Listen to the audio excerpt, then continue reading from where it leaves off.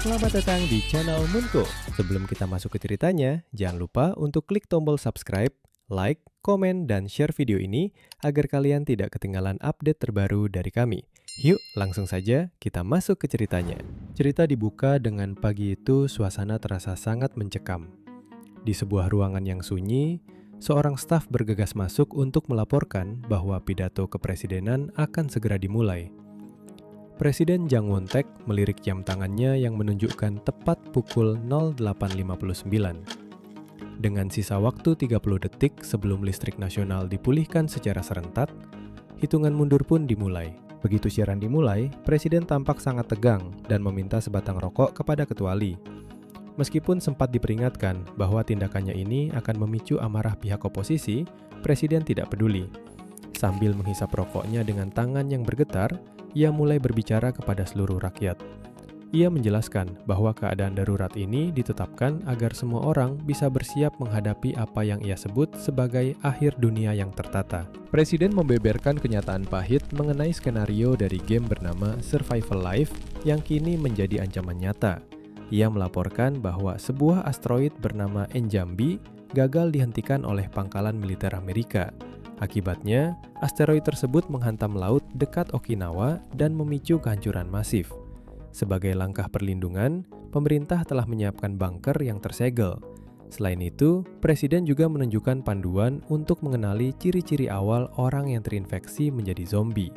Di akhir pidatonya, ia mengumumkan pemutusan listrik tenaga surya dan berterima kasih kepada informan misterius yang memberikan informasi akurat mengenai tanggal kedatangan para zombie. Di sisi lain kota, seorang pria bernama Song Ho mematikan televisinya sambil menghela napas panjang. "Aku benar-benar berharap ini hanya mimpi buruk yang tidak jadi nyata," gumamnya dengan nada kecewa. Sambil menggenggam palu besar militer dan ditemani anjing putih kesayangannya, Song Ho memantapkan hati. Mulai saat ini, ia harus bertahan hidup di dunia nyata sebagai seorang veteran kiamat. Flashback ke beberapa bulan sebelumnya, Song Ho adalah pemain tingkat tinggi di game VR Survival Life atau SERA dengan nama akun Kimbap Lover. Game ini sangat terkenal karena tingkat kesulitannya yang tidak masuk akal, menggabungkan unsur zombie dan monster fantasi. Dalam sebuah pertempuran sengit melawan bos monster raksasa, setelah rekannya meledakkan monster tersebut dengan detonator, Song Ho, Kimbap Lover, dengan tenang melepaskan tembakan panah cahaya yang menembus kristal Orb of Hope di kepala monster itu, mengakhiri pertarungan dengan kemenangan. Namun, karena game ini terlalu brutal, jumlah pemainnya terus berkurang hingga hanya tersisa 4 orang saja, termasuk Song Ho. Di atas atap sebuah gedung virtual, mereka berempat mengeluh tentang betapa membosankannya game ini karena tidak ada lagi tantangan baru yang tersisa. Mereka juga merasa kesal pada developer yang tidak pernah memberikan pembaruan sistem. Karena merasa sudah mencapai batas maksimal dan merasa jenuh, mereka semua akhirnya sepakat untuk lockout dan meninggalkan dunia virtual itu selamanya. Kembali ke masa kini, Song Ho dikejutkan oleh munculnya jendela status virtual secara tiba-tiba di depan matanya. Layar itu menampilkan statistiknya secara mendetail. Health 11, Strength 12, Agility 9, Talent 11, dan Perception 10. Ia juga mendapatkan sebuah kemampuan langka atau trait berjudul Membuat Dimensional Gate Eksklusif. Meskipun bingung karena sistem trait tidak pernah ada di game SERA yang ia mainkan dulu, Song Ho mencoba mengucapkan perintah buka Dimensional Gate. Seketika, sebuah portal energi yang sangat nyata terbuka lebar di hadapannya. Dengan keringat dingin yang mengucur, Song Ho mengecek ponselnya dan membaca berita terbaru bahwa pangkalan militer Amerika memang benar-benar sedang memantau asteroid Enjambi. Ia menyadari bahwa kiamat dari dunia game kini telah menyatu dengan realita hidupnya. Sambil menatap tajam ke arah portal, Song Ho tahu bahwa dunia hanya memiliki waktu 32 hari sebelum kehancuran total dimulai. Sesaat kemudian, Song Ho berdiri mematung di depan Dimensional Gate yang memancarkan cahaya biru. Rasa ingin tahunya mendorongnya untuk mencari jawaban, tetapi keraguan tetap ada. Masuk tanpa persiapan bisa berbahaya. Setelah berpikir sejenak, ia memilih cara yang lebih aman. Ia memasukkan sebuah centong sayur ke dalam gerbang untuk memindai apa yang ada di baliknya. Begitu ditarik kembali, ujung centong itu hanya dipenuhi tanah biasa. Song Ho menghela napas. Gerbang ini bukanlah labirin yang mematikan, melainkan semacam portal teleportasi ke lokasi lain di bumi. Atau begitulah pikirnya. Dengan mengenakan tas ransel berisi perlengkapan seadanya, ia melangkah masuk menembus cahaya. Pandangannya langsung tertuju pada hamparan hutan dan padang rumput yang dikelilingi tebing berbatu. Udara sejuk berhembus membawa ketenangan. Menyadari ponselnya tidak mendapat sinyal, ia menyimpulkan tempat ini adalah wilayah terpencil yang jarang dijamah. Tak ingin tersesat, Song Ho menandai batang pohon terdekat dengan spidol. Fokusnya kini adalah mencari bukti mengenai tempat asing ini. Waktu terus berjalan, Song Ho terus menyusuri hutan hingga kelelahan mendera. Tiba-tiba, semak-semak berdesir dan sesuatu melesat ke depannya. Jantung Song Ho berdegup kencang. Namun, makhluk itu ternyata jinak. Sebuah notifikasi sistem muncul di udara. Valley Deer. Pencantuman nama hewan khas dari permainan survival life Sera itu membuatnya tercengang. Kesadarannya langsung tertampar. Tempat ini terhubung langsung dengan game bertahan hidup itu. Firasat buruk mulai menekan pikirannya. Dengan waspada, ia menghunuskan pisau kukrinya. Ia mencoba menyangkal bahwa umat manusia sedang berada di ambang kehancuran. Tetapi keyakinannya seketika runtuh ketika matanya menangkap buah kuning keemasan yang bersinar pelan di sebuah dahan. Itu adalah sang apple. Dengan ragu, ia memetik dan menggigitnya. Layar sistem kembali muncul. Sun Apple mengisi sedikit stamina Anda. Efeknya sama persis seperti di dalam game. Pandangannya kemudian bergeser ke tanah, melihat kotoran goblin. Saat itu juga, Song Ho mengusap wajahnya yang penuh keringat-keringat. Menghela napas panjang, ia tak bisa lagi menutup mata. Kenyataannya sudah tak terbantahkan. Kiamat sudah dekat, bisiknya. Tidak lama kemudian, Song Ho kembali ke bumi melalui gerbangnya dengan tekad untuk bersiap diri. Ia membongkar hard drive lama dan memutar ulang rekaman game Survival Life yang dulu sering dimainkannya. Di layar tertera berita fiksi game. Asteroid Alien Njambi akan jatuh di dekat Okinawa pada tanggal 20 Juli. Karena hari ini adalah tanggal 18 Juni, ia hanya punya waktu 32 hari sebelum kiamat bermula. Mekanik game ini sangat brutal, dan ancaman yang paling membekas di ingatannya adalah Metal Decaying Epidemic, epidemi peluruhan logam. Bencana yang menghancurkan seluruh besi di area terdampak selama 5 jam hingga setahun penuh, yang seketika membuat peradaban manusia kembali primitif. Namun Song Ho memiliki hipotesis, epidemi tersebut kemungkinan tidak bisa menembus Dimensional Gate eksklusif miliknya. Memanfaatkan sisa waktu, Song Ho menggunakan seluruh tabungannya untuk memborong perlengkapan bertahan hidup, makanan, obat-obatan, serta mengobservasi tren di forum komunitas Awaken. Keesokan harinya, ia membeli busur seberat 60 pon secara langsung dari toko. Berbagai persiapan ini mungkin terlihat berlebihan, tetapi ia tahu ia tidak akan menyesalinya. Setelah rutinitas belanjanya selesai, ia menempelkan pengumuman tutup sementara untuk beberapa bulan ke depan di pintu rumah makannya. Saat itu, seorang gadis berambut merah muda yang merupakan pelanggannya datang dan bertanya alasan penutupan tersebut. Song Ho menjawab tenang bahwa ia hanya ingin melakukan renovasi karena bangunan sudah tua. Gadis itu sempat menggoda apakah Song Ho sangat kaya, lalu tiba-tiba ia ragu dan mengurungkan niatnya untuk mengatakan hal lain. Song Ho pun memilih diam dan masuk ke dalam. Ia punya urusan yang lebih penting. Kembali di dalam ruang pribadinya, Song Ho memanggil Dimensional Gate. Sebagai veteran game, ia sadar bahwa gaya bermainnya bertumpu pada kelas Splendor, perencana strategi, yang membuat kemampuan fisik tempurnya tertinggal dibanding veteran lain. Namun, poin di Sera didapat dari hasil berburu dan eksplorasi, bukan sekedar naik level. Ia harus melatih fisiknya di dunia seberang portal. Di dalam hutan dimensi lain, Song Ho mulai berlatih dengan busur barunya. Mengikuti instruksi video dari ponselnya, ia menarik tali busur dan menembak. Anak panah melesat dan menancap tajam di batang pohon sasarannya. Tembakannya ternyata cukup akurat. Kini ia memiliki 2 misi, memastikan kemampuan berburunya dan mencari tempat persembunyian untuk logistiknya. Berjalan menembus pepohonan, matanya menangkap kotoran goblin lagi. Karena goblin adalah monster komunal yang hidup berkelompok, adanya satu kotoran menandakan goblin ini terpisah dari kawanannya, kemungkinan karena kelaparan. Ini adalah kesempatan sempurna untuk mengetes kemampuannya bertarung secara nyata. Auman serigala sayup-sayup terdengar, menandakan malam segera tiba. Tak lama, targetnya muncul. Monster nomor 1, goblin tingkat rendah. Goblin biasanya memakai tombak dan jarum beracun pelumpuh, sehingga menyerang dari jarak jauh menggunakan busur adalah pilihan terbaik. Song Ho menenangkan diri. Ia menarik napas dalam-dalam, membidik kepala sang goblin, dan melepaskan tali busur. Srak! Panah itu meleset dari kepala, tetapi sukses menancap dalam di lengan sang goblin. Monster itu berteriak murka dan langsung melancarkan serangan balasan. Jarak yang terlalu dekat membuat Song Ho menjatuhkan busurnya dan lekas menghunus pisau kukrinya. Serangan goblin yang membabi buta memaksanya bertahan dan menangkis. Kesal karena serangannya sempat ditahan oleh monster yang ternyata cukup ahli itu, Song Ho membiarkan sisa tenaganya mengambil alih. Ia menerjang maju, menabrak tubuh goblin dengan bahunya hingga monster itu terbanting ke tanah. Tanpa ampun, ia menancapkan pisaunya lurus ke dada sang goblin. Monster itu menggelepar dengan suara serak, lalu nyawanya melayang. Notifikasi sistem pun muncul, mendapatkan 2 poin.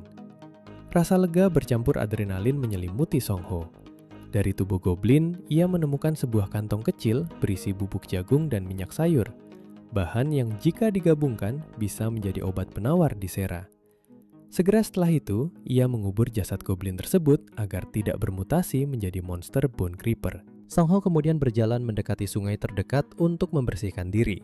Namun, saat ia melihat ke air, ada 2 ekor ikan forel merah berenang tenang. Wajah Song Ho memucat.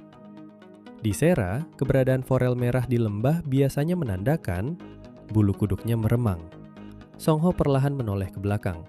Di tengah bayang-bayang pepohonan yang menggelap, sepasang mata merah raksasa menatapnya tajam. Makhluk berbulu lebat dengan paruh mengerikan menjulang di atasnya. Itu adalah monster Owlbear. Napas Song Ho tercekat. Matilah aku. Batinnya pasrah. Waktu kini menunjukkan 31 hari tersisa menunggu. Song Ho sesaat teringat tayangan siaran langsung lamanya saat ia masih dikenal sebagai Kimbap Lover. Saat itu, dengan menggunakan headset VR, ia menjelaskan panduan tentang monster-monster yang hidup di hutan. Ia sempat mengungkapkan rasa lelahnya karena penonton merasa bosan dengan kontennya. Tiba-tiba, seorang penonton bernama Satlat mengirimkan donasi 5.000 won dengan alasan sisa uang kembalian untuk membayar boneka. Song Ho pun melanjutkan penjelasannya tentang cara menghindari Bone Creeper, serta menyebutkan bahwa ancaman terbesar di hutan adalah werewolf dan owlbear yang telah membangun wilayah kekuasaannya sendiri. Kenangan itu terasa hangat. Ia teringat komentar antusias dari Satlat, Gukbap Guy yang selalu membandingkan apapun dengan sop, serta akun berprofil anjing yang sering membuat tertawa karena selalu mengganti nickname. Kilas balik berakhir, dan Song Ho sadar kini tubuh aslinya harus bertahan hidup menghadapi owlbear nyata di hadapannya. Owlbear yang lapar akan menghancurkan segalanya, namun jika mereka terdiam, berarti mereka tidak lapar. Song Ho menyadari hal janggal bahwa monster itu marah karena wilayahnya, tempat ikan forel merah hidup, telah diinvasi. Ia tahu hanya ada satu jalan keluar. Mengandalkan pengalamannya selama bertahun-tahun, Song Ho tahu bahwa owlbear berkepala burung hantu bisa melihat dalam kegelapan, tetapi mereka lemah terhadap sinar matahari. Saat monster itu menerjang, Song Ho menciptakan efek cahaya dengan menyorotkan senter kuat lurus ke mata monster itu, membuat sang owlbear menjerit kesakitan. Di kamar, alarm berbunyi keras menunjukkan pukul 8.00 pagi. Song Ho terbangun dengan tubuh yang terasa sakit semua dan menyadari bahwa ia ketiduran sehabis lockout. Ia teringat kejadian semalam melawan goblin dan owlbear, 2 makhluk yang enggan ia temui lagi. Kakinya lemas saat ia menyadari belum makan sejak siang kemarin. Dengan sisa tenaga, ia meraih sebuah apel dari dalam tasnya. Setelah memakannya, notifikasi sistem muncul menyatakan staminanya kembali pulih berkat efek dari Sun Apple. Song Ho kemudian pergi sarapan dan secara kebetulan didatangi oleh Mi Kyung. Saat menyantap makanan, Mi-kyung bertanya apakah Song Ho sudah mencoba hal yang pernah mereka bicarakan sebelumnya, yaitu status window. Mi-kyung menunjukkan layar ponselnya, memperlihatkan berita pencurian uang kasir tos serba yang dibobol dengan cara yang tidak masuk akal. Song Ho tertawa canggung dan berbohong mengatakan sudah mencoba, tapi tidak terjadi apa-apa. Ia terpaksa berbohong karena kemampuan trait yang ia dapatkan dikhususkan untuk seorang diri, bukan kelompok. Tiba-tiba Mi-kyung menunduk dan meminta maaf karena telah berbohong tentang sesuatu. Mengetahui Mi-kyung adalah orang baik, Song Ho menenangkannya dan mengatakan bahwa ia tidak perlu menjelaskannya sekarang karena mereka masih punya waktu. Misi Song Ho hari ini adalah mencari ruang yang dapat dijadikan tempat berlindung. Ia telah mempersiapkan peralatannya, masker gas, baju APD, pepper spray, kapak pemadam, bensin, pipa, alat pemadam api portabel, dan teleskop portabel. Sesampainya di hutan, ia teringat sebuah lokasi mencurigakan saat mencari goblin. Menggunakan teleskop, ia melihat jejak kaki di depan sebuah goa dan memastikan bahwa itu adalah sarang kobold. Ia mengecek arah angin dengan daun, lalu mengumpulkan kayu bakar di depan sarang kobold yang sedang tidur dan menuangkan bensin ke atasnya. Saat Song Ho hendak menyalakan api, tiba-tiba seekor kobold keluar karena mengantuk. Song Ho tidak membuang waktu dan langsung menebas kepala monster itu dengan kapaknya. Notifikasi sistem muncul, menyatakan bahwa ia berhasil mencapai level 1 dan mendapatkan 4 poin. Fokus kembali ke sarang, Song Ho langsung melempar pemantik ke tumpukan kayu bensin tersebut untuk mengasapi mereka. Berdasarkan pengalamannya dari game Sera, ia tahu seluruh monster level bawah rentan terhadap kejadian mendadak. Biasa ada 7 kobold dalam satu kelompok, ia menunggu sisanya keluar. Menggunakan ayunan kapak yang presisi dan dibantu pepper spray untuk melumpuhkan musuh dari jarak dekat, ia menghabisi rombongan kobold itu tanpa ampun. Usai pertarungan, status Song Ho menurun karena efek kelelahan. Namun, ia mendapat kejutan menguntungkan. Naik level membuatnya membuka fitur online shop. Sambil memandangi goa sarang kobold yang berhasil direbutnya, ia bertekad untuk bersih-bersih dan menjadikan tempat itu sebagai tempat berlindung. Kini, waktu menunjukkan hanya tersisa 30 hari lagi hingga kiamat tiba. Begitu tempat perlindungan tersebut resmi menjadi miliknya, Song Ho segera mulai membersihkannya. Meskipun goa sedalam 15 meter itu terbilang sempit, ukurannya pas untuk dijadikan persembunyian pribadi yang aman. Di satu sisi, ia merasa lega. Namun di sisi lain, ada beban tanggung jawab yang mengganjal pikirannya. Berbekal peralatan bersih-bersih yang lengkap, ia menyingkirkan sisa-sisa kotoran monster kobold ke parat itu. Tanpa disangka, tugas ini jauh lebih melelahkan daripada pertarungan yang ia lewati sebelumnya.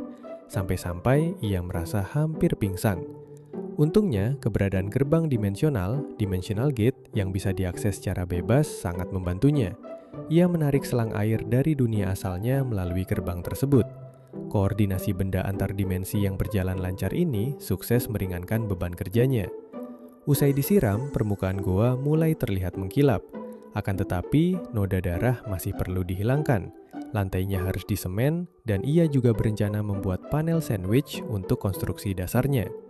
Ketika menyusuri goa, Song Ho menemukan Luminous Stone, batu bercahaya, serta Ignition Stone, batu perapian, 2 item krusial bagi pemain pemula di Sera.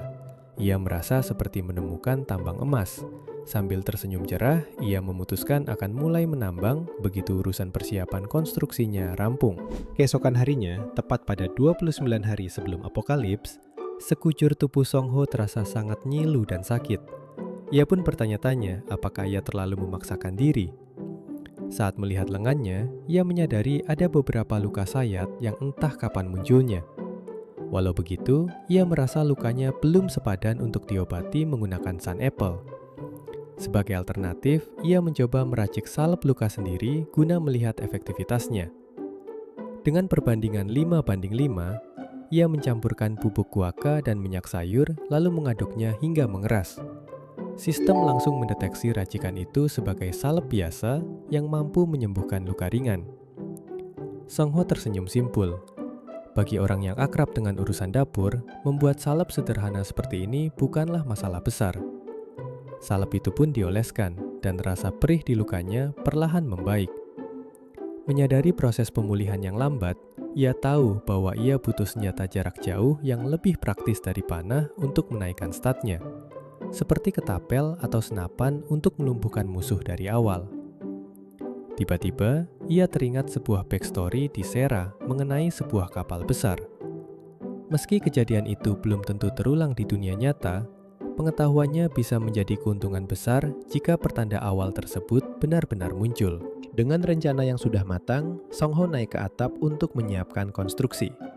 Berkat gerbang dimensional, semua kantong semen telah ia pindahkan pada malam sebelumnya, sehingga pekerjaannya berjalan tanpa hambatan. Ketika ia turun ke lantai 1 untuk mengambil barang pesanannya, Mi Kyung mendadak muncul dan menyapanya dengan ramah. Song Ho meminta maaf lantaran kedai makannya masih tutup karena renovasi. Namun Mi Kyung membalasnya dengan candaan bahwa ia ingin menyantap tteokbokki buatan Song Ho setiap hari. Perhatian Mi Kyung kemudian tertuju pada rambut Song Ho yang sudah memanjang, mengingat pria itu biasanya potong rambut setiap 3 bulan sekali. Song Ho setuju dengan tawaran Mi Kyung untuk memotong rambutnya, merasa bahwa penampilan baru mungkin ia butuhkan untuk menyambut tantangan eksplorasi ke depan.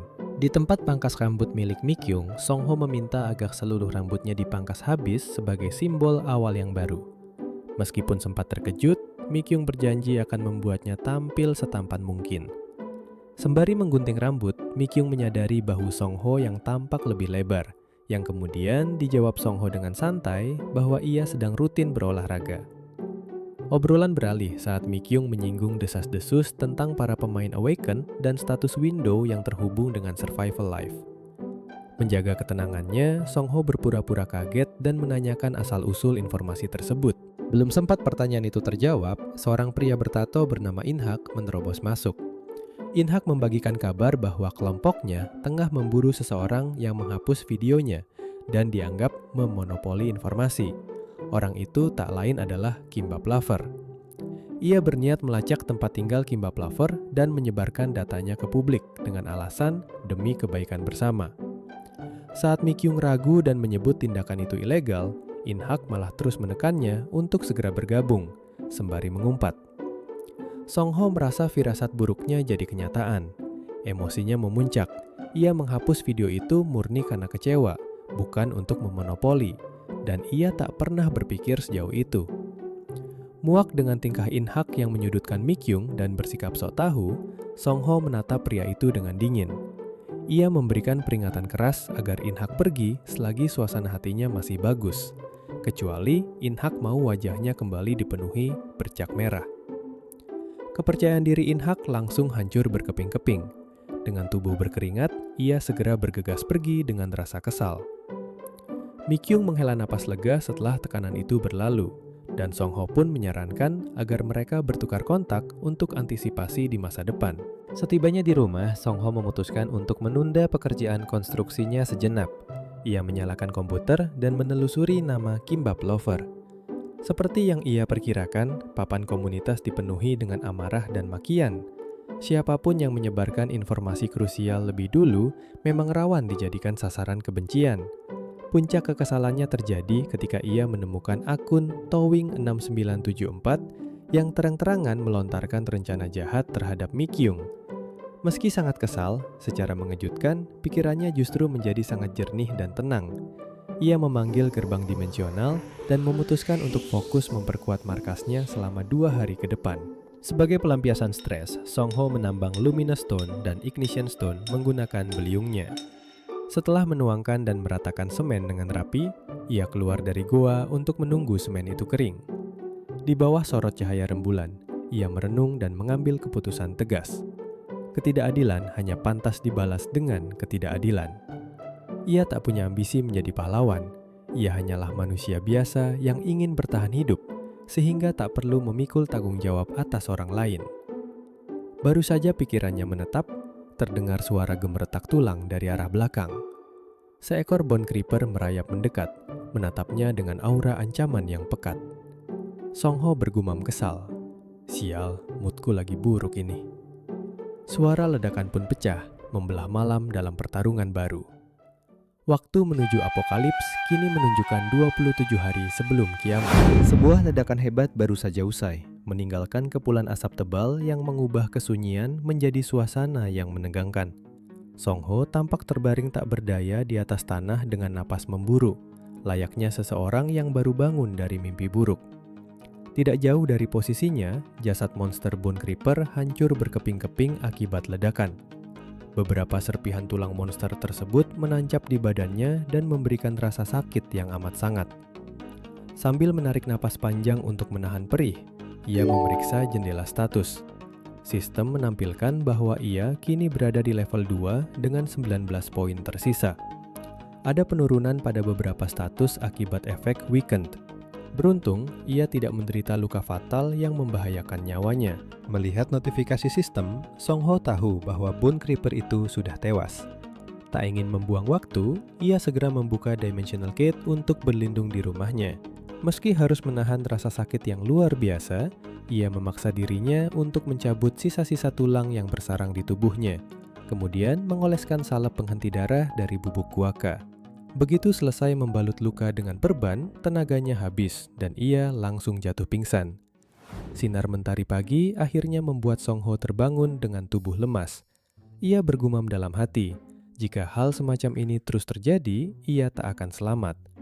Ia kembali mengecek lukanya dan bernapas lega melihat salep itu bekerja dengan baik. Song Ho lalu meminum air pelan-pelan untuk mengembalikan ketenangan pikirannya. Mengingat luasnya hutan tersebut, munculnya monster secara mendadak sebenarnya cukup masuk akal. Karena itu, ia sadar harus menaikkan status perception supaya insting pendeteksinya semakin tajam. Dalam aturan game Sera, peningkatan status bisa dilakukan dengan dua cara, memperoleh poin stat dari pengalaman, atau mencari item yang mengandung stat tambahan.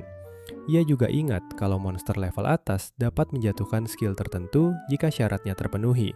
Namun kemampuannya seringkali acak, seperti skill feral, dan belum tentu pas dengan gaya bertarungnya. Song Ho makin paham bahwa modal berani saja tidak akan cukup untuk bertahan. Strategi dan persiapan adalah kunci utama. Untuk mencari item di situasi saat ini, ia mengulik petunjuk dari cerita latar, lore, sebelum insiden Silver Rain dimulai. Artinya, ada peluang baginya untuk mengamankan item langka sebelum hari kiamat benar-benar terjadi, walau risikonya adalah berhadapan dengan monster yang tangguh. Dengan penuh ketelitian, ia memeriksa riwayat kejadian dan mendapati 3 peristiwa pembuka. Kapal Rusia terakhir, munculnya Hobgoblin, dan ditemukannya jasad orc di area perkemahan Jungsanri, Gunung Jirisan, tepat pada tanggal 26 Juni jam 5 sore. Informasi ini sempat tersebar ke publik, namun langsung diredam oleh pemerintah untuk menghindari kepanikan massal. Sadar bahwa waktunya sangat mepet, Song Ho merencanakan untuk berangkat pada malam tanggal 25 Juni. Tujuannya adalah sampai di lokasi pada pagi hari, di saat kemungkinan monster itu masih hidup. Di tengah persiapannya, Mi Kyung secara mengejutkan menelponnya larut malam, membuat Song Ho keheranan. Mereka akhirnya sepakat bertemu di kafe Starbin. Mi Kyung menatapnya dengan raut cemas, bertanya tentang kabarnya dan merasa ganjil melihat Song Ho memakai kaos lengan panjang padahal sedang musim panas. Sambil tersenyum, Song Ho berdalih tidak kepanasan demi menyembunyikan luka di lengannya. Mi Kyung menduga Song Ho sedang kesal karena urusan cukurnya tertunda oleh In-hak. Song Ho menepis dugaan itu, walau ia mengakui ketidaksukaannya pada pria tersebut. Ia pun menceritakan kelakuan buruk In-hak di musim dingin lalu, saat ia membuat onar dengan truk modifikasi ilegal dan mencari gara-gara dengan orang tua. Cerita ini membuat Mi Kyung mengerti seberapa arogan In-hak sebenarnya. Saat ditanya apa tujuan sebenarnya ia mengajak bertemu, Mi Kyung berbisik pelan bahwa dirinya adalah seorang awakener. Song Ho terdiam dan bingung kenapa rahasia sebesar itu diceritakan kepadanya, namun ia memilih mengikuti alur percakapan. Lewat tawa ringannya, Song Ho mengaku iri karena belum mendapatkan kemampuan layaknya Mi Kyung. Ucapan ini sempat membuat Mi Kyung merasa tak enak hati, tapi Song Ho lekas menenangkannya dan berkata ia paham Mi Kyung tidak berniat buruk. Sebelum beranjak pergi, Song Ho berterima kasih karena Mi Kyung mau percaya padanya, serta menyebutkan bahwa obrolan ini sukses menghilangkan rasa gelisahnya. Dengan tatapan mendalam, ia berpamitan dan menyisipkan pesan akan bertemu lagi di dalam permainan survival life. Sepulangnya dari kafe, Song Ho sadar bahwa mengelilingi dirinya dengan orang-orang baik sangatlah krusial untuk menjaga pikiran yang sehat. Ia menatap layar ponselnya. Urusan menyewa drone canggih untuk pemantauan dan mobil sewaan esok hari sudah beres. Ia lalu tidur untuk memulihkan kembali staminanya. Pagi harinya setelah matahari terbit, Song Ho bangkit dengan tekad bulat untuk menyiapkan material perburuan orc. Ia sangat berhati-hati saat memecah ignition stone, karena lengah sedikit saja bisa menghasilkan kobaran api yang tak terkendali.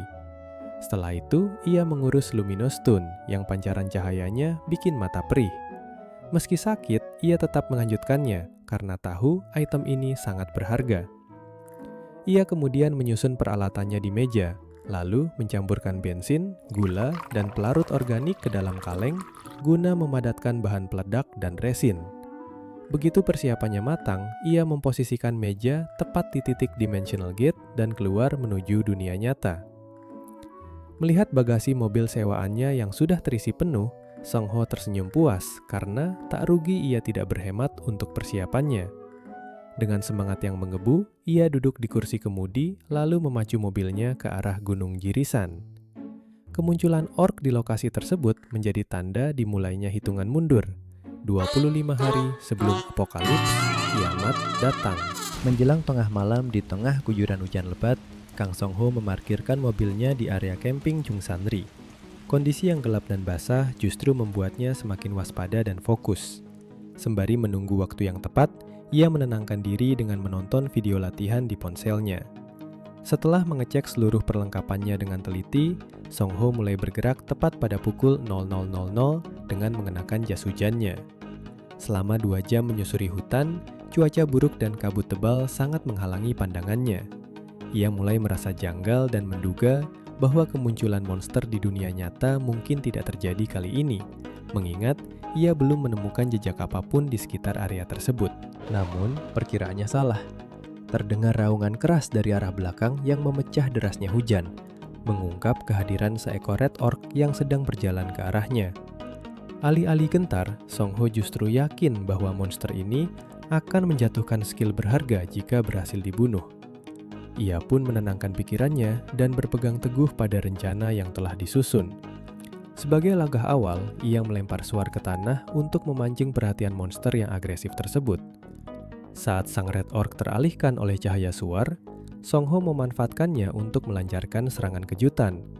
Ia bergerak cepat melewati sela-sela kaki monster itu, membuka portal dimensinya dan melempar proyektil flash fist yang seketika membutakan mata sang orc akibat kilatan cahayanya. Menyadari efek kebutaan itu hanya bertahan 20 detik, Song Ho tahu ia harus bergerak dengan sangat efisien.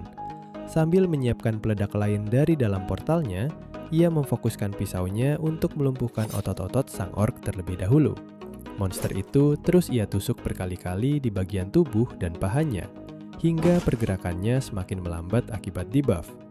Setelah posisinya cukup aman di dekat monster yang sedang kesakitan tersebut, Song Ho langsung menjejalkan bahan peledak yang menyala ke dalam mulut red orc itu.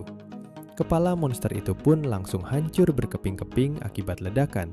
Sayangnya, Song Ho sempat lengah. Sesaat sebelum mati, dari balik kobaran api, orc tersebut masih mampu melayangkan pukulan telak yang membuat Song Ho terlempar jatuh. Sambil menahan sakit, ia merutuki kecerobohannya sendiri dan bahkan sempat mengira ajalnya telah tiba. Syukurlah, monster itu akhirnya benar-benar tumbang. Layar sistem kemudian menginformasikan bahwa Song Ho naik ke level 3, mendapat tambahan 10 poin, serta meraih skill baru bernama Thirst for Survival. Dengan sisa tenaganya, ia bangun untuk memungut item yang dijatuhkan. Di tengah hujan lebat itu, ia sangat terbantu karena menemukan sebuah jam tangan drop yang memberi tambahan status perception plus 2. Song Ho kemudian dihadapkan pada dilema terkait bangkai orc tersebut. Mengingat kasus mutan di Jirisan yang ditutupi oleh pihak berwenang, menyebarkan fakta keberadaan monster ini rasanya sia-sia. Ia teringat kata-kata Mikyung bahwa kemungkinan ada ribuan Awakener di luar sana, dan orang-orang licik seperti Inhak pasti akan memanfaatkan skill mereka demi kepentingan pribadi yang berujung pada kekacauan hukum. Di sisi lain, membiarkan mayat monster itu berserakan bisa membuatnya bermutasi menjadi bone creeper yang berbahaya. Belum lagi adanya risiko infeksi spora yang bisa mengubah manusia, bahkan seorang Awakener, menjadi zombie. Akhirnya Song Ho memutuskan untuk menyeret mayat itu ke dalam portalnya demi mencegah dampak buruk di dunia nyata. Di dalam dimensi pribadinya, rasa lelah yang ekstrim secara otomatis memicu aktifnya skill Thirst for Survival. Kemampuan ini meningkatkan kekuatan dan pemulihan fisiknya secara drastis, sehingga ia bisa menggali lubang dan menguburkan monster itu dengan cepat. Setelah tugasnya beres, ia buru-buru masuk ke mobil karena sadar efek dari skill ini akan membuat tubuhnya melemah total saat durasinya habis. Keesokan harinya, Song Ho bersantai di rumah dan merasa lega saat melihat berita. Tidak ada hal mencurigakan yang dilaporkan, yang berarti jejak pertarungannya semalam telah dihapus oleh sistem. Ia pun menyibukkan diri dengan membuka paket peralatannya yang baru tiba. Ia merasa sangat senang saat memegang Indian War Club miliknya, mengingat senjata ini bisa dibawa bolak-balik antara dunia nyata dan dimensi game. Walaupun begitu, ada sedikit kekecewaan karena pesanan senjata ilegalnya tertahan oleh bea cukai.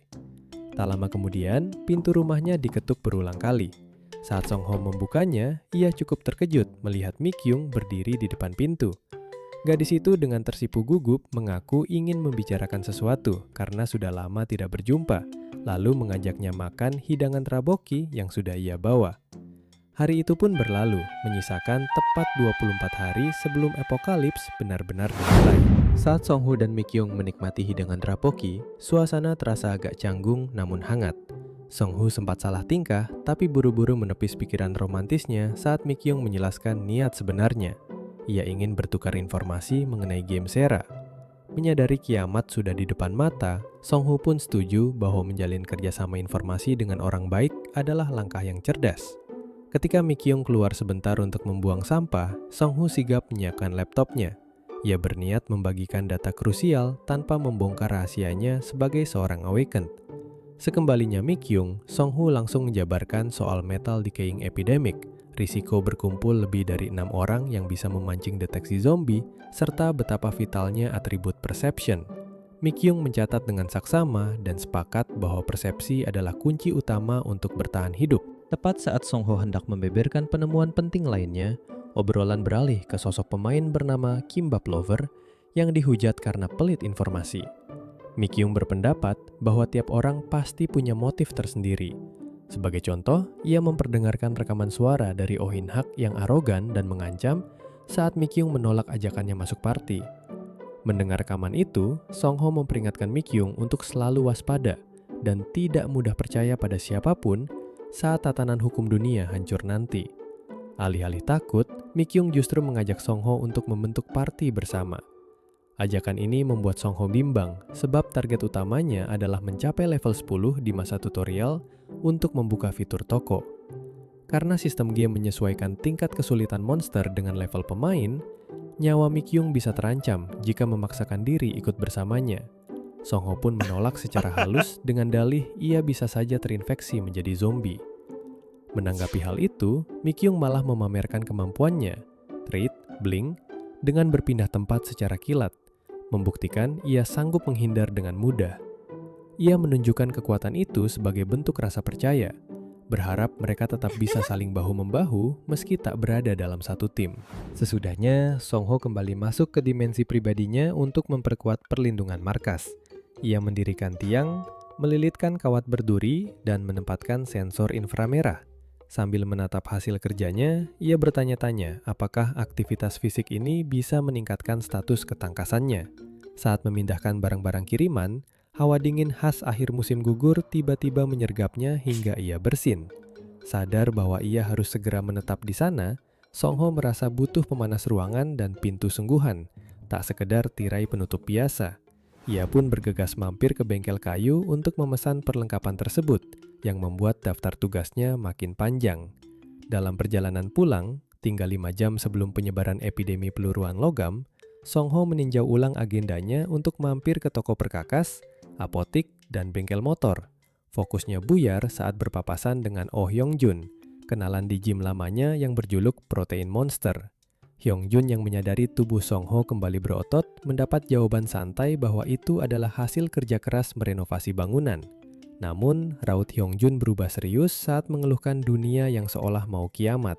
Ia mengaku mulai mempercayai desas-desus soal status Windows dan kekuatan super setelah melihat sendiri seorang anggota gym melayang di udara dan berencana pergi ke stasiun TV demi mendapat jackpot. Mendengar itu, Song Ho bergumam dalam hati bahwa eksistensi para Awaken memang akan segera terkuak ke hadapan publik. Ketegangan memuncak saat Hyung Jun menyinggung soal insiden penembakan di Yeouido hari itu. Song Ho yang tertinggal berita dibuat kaget dan panik.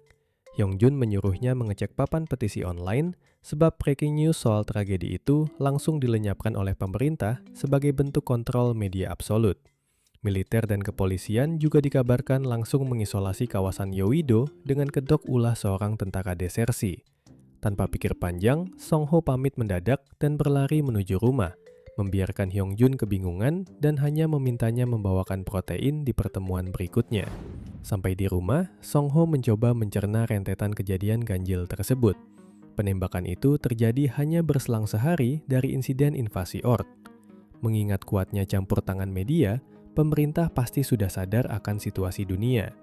Ia kembali menatap layar komputernya yang menampilkan file lama tentang First Omen, pertanda awal, yakni penemuan jasad Orc di Gunung Jiri. Dulu, demi mengulur waktu datangnya kiamat agar lebih teratur, Song Ho sampai repot-repot membuang jasad Orc merah itu keluar dimensinya. Ia kini curiga ada pihak tak dikenal yang sengaja membocorkan informasi ke pemerintah untuk memicu langkah antisipasi lebih awal. Song Ho berasumsi dalang di balik semua ini bersembunyi di balik bayang-bayang pemerintah, kemungkinan karena ia tidak punya kemampuan bertarung ofensif secara langsung. Saat misteri ini makin pekat, hitungan mundur di layar terus berjalan. 23 hari menuju kiamat. Song Ho masih terus memikirkan siapa dalang di balik kekacauan ini. Pikirannya mengerucut pada 3 pemain veteran dari game bertahan hidup yang ia mainkan. Ia mencoret pihak developer dari daftarnya, karena fenomena kiamat game yang menjadi nyata ini kemungkinan besar didalangi oleh pihak yang membangun sistem dunia tersebut. Jika developer itu berafiliasi dengan pemerintah, mustahil ia dibiarkan bebas memburu goblin atau orc. Kecurigaannya pun jatuh pada rekan sepermainannya, penyintas 1.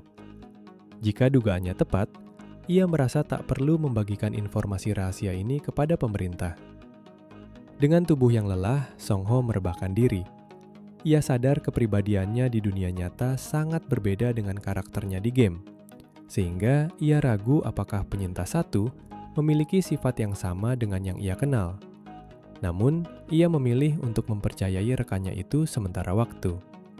Ia pun bangkit, menyadari bahwa sekedar membocorkan informasi tak akan mencegah kiamat terjadi, dan saat ini belum waktunya untuk bertindak terlalu jauh. 2 hari berselang, Song Ho telah merampungkan penataan gudang makanan di tempat persembunyiannya. Markasnya kini dilengkapi dengan ruang logistik dan gudang senjata. Untuk konstruksi tahap kedua, ia berencana memasang nampan logistik dari baja menggunakan bor palu ke dinding. Meskipun ruangannya terasa agak sempit, ia memutuskan untuk melanjutkan sisa pembangunannya sambil jalan, karena ada prioritas lain yang mendesak. Song Ho kemudian mengaktifkan drone miliknya untuk memetakan area secara menyeluruh. Drone itu melintasi dimensi hutan lebat yang mengingatkannya pada Amazon, memungkinkannya bereksplorasi tanpa takut diserang. Dengan shelter sebagai titik acuan, ia menemukan badai salju abadi di arah barat laut dan perairan laut yang tenang di selatan. Karena laut itu bebas monster, ia berencana memasang perangkap ikan di sana sebagai sumber makanan. Namun ketenangannya buyar saat memindai lembah yang berjarak sekitar 1,5 km dari markasnya. Bangkai owl bear, beruang burung hantu yang pernah dikalahkannya telah lenyap. Song Ho menemukan banyak jejak langkah kaki goblin yang menyadarkannya bahwa area di sekitar shelter sangatlah berbahaya. Tak ingin mengambil risiko kehilangan drone berharganya, ia segera menekan tombol RTH, Return to Home. Saat perjalanan pulang, drone menangkap gambar rawa serta habitat hewan liar seperti kelinci, rusa, dan babi hutan. Song Ho berniat mengecek rawa itu untuk keperluan bercocok tanam ketika tiba-tiba sensor inframerahnya berbunyi. Dari jejak yang terdeteksi, Song Ho memperkirakan kedatangan satu kelompok berburu goblin yang terdiri dari 6 hingga 8 ekor. Berkat atribut persepsinya yang meningkat, indera pendengarannya menajam hingga suara sekecil apapun terdengar sangat jelas.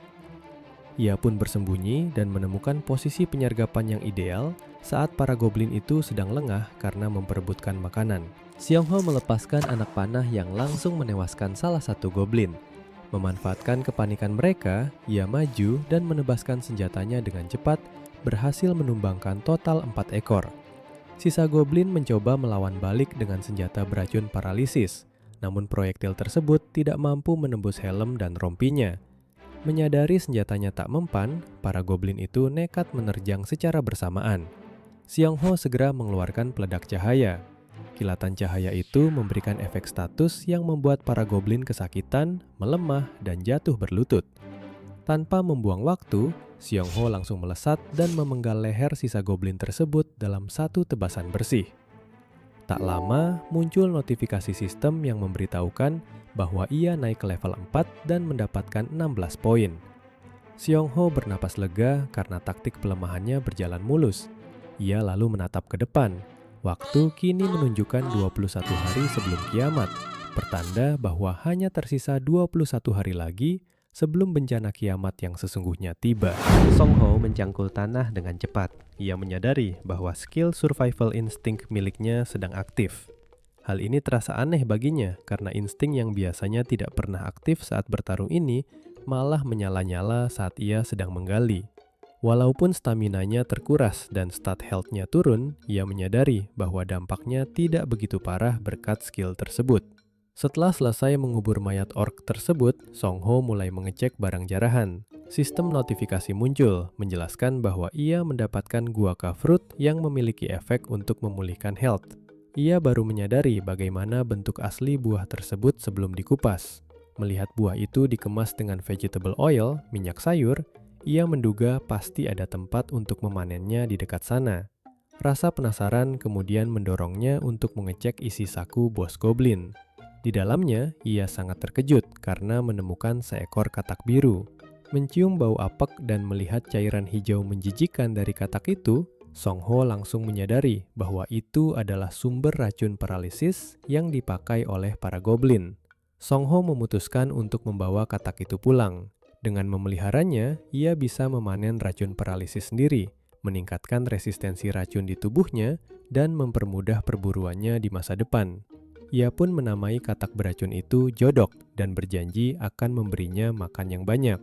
Tiba-tiba, sistem notifikasi muncul menyatakan bahwa Jodok kini resmi menjadi miliknya karena ia berhasil melakukan komuni secara paksa saat katak itu sedang tertidur.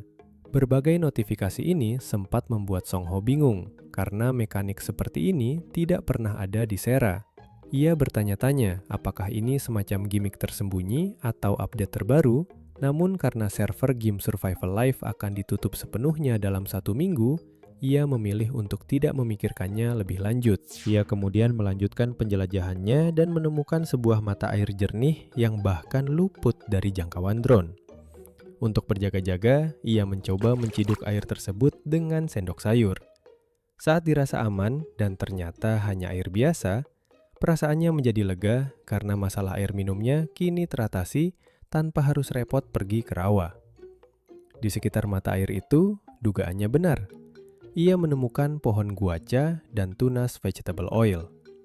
Xiongho segera memetik buah guaca dan memanen tunas vegetable oil dalam jumlah sedang, serta menyisakan beberapa untuk cadangan. Ia tidak lupa meninggalkan tanda di mana-mana agar kelak tidak lupa jalan kembali ke mata air tersebut sebelum akhirnya pulang. Keesokan harinya, Xiongho mengenakan pakaian pelindung lengkap untuk memberi makan Jodok di dalam sebuah akuarium peliharaan. Ia menjepit seekor jangkrik yang langsung dilahap dengan cepat oleh Jodok. Xiongho mencari tahu bahwa habitat katak ini membutuhkan suhu sekitar 18 sampai 25 derajat Celcius. Ia sadar jika ia meninggalkan Jodok di shelter tanpa fasilitas pemanas yang memadai, katak itu jelas akan mati. Selain merawat Jodok dan mengumpulkan racunnya ke dalam tabung reaksi kecil, salah satu tugas yang paling memakan waktu adalah membuat salep. Karena tidak sengaja membuat terlalu banyak salep pemulih luka, ia bingung harus diapakan sisanya, karena ia tidak mungkin memberikannya begitu saja kepada Mi Kyung yang merupakan seorang Awaken. Pikirannya lalu tertuju pada Hyung Song-ho datang menemuinya di gym dan melihat Hyung sedang santai meneguk minuman protein yang dibawakan oleh Song-ho. Song-ho meminta maaf jika ia datang sedikit terlambat.